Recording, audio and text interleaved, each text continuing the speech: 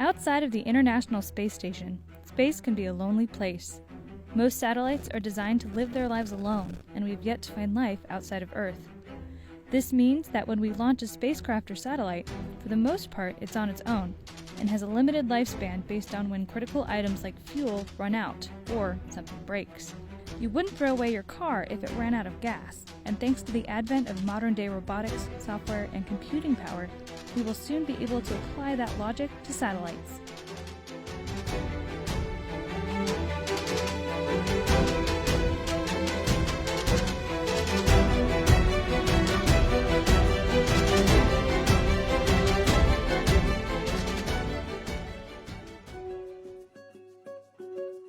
We are on the cusp of breaking the one-and-done paradigm that exists for most satellites. An important step in that direction is NASA's Robotic Refueling Mission, or RRM, demonstration on the International Space Station. Because refueling a satellite that was not designed to be refueled has never been done before, practice is key.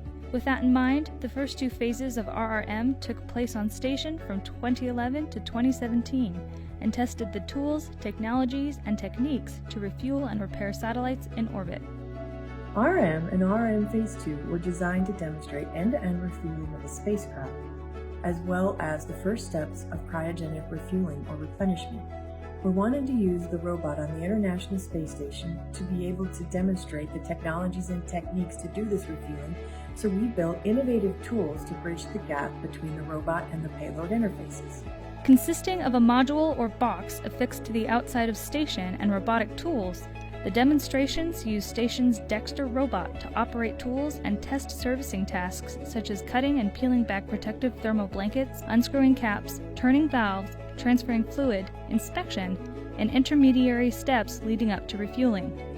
Once we were all done, we were able to transfer fuel end-to-end through a spacecraft fill and drain valve that wasn't designed to be robotically refueled. The RRM demonstration helped test and prove technologies that will make refueling satellites not designed to be refueled possible, something that will be further demonstrated by NASA's On-Orbit Servicing, Assembly, and Manufacturing 1 mission. But it also helped to lay the groundwork for designing future satellites in a way to make them more easily serviceable. These missions were important because we needed to demonstrate in orbit that this technology was ready.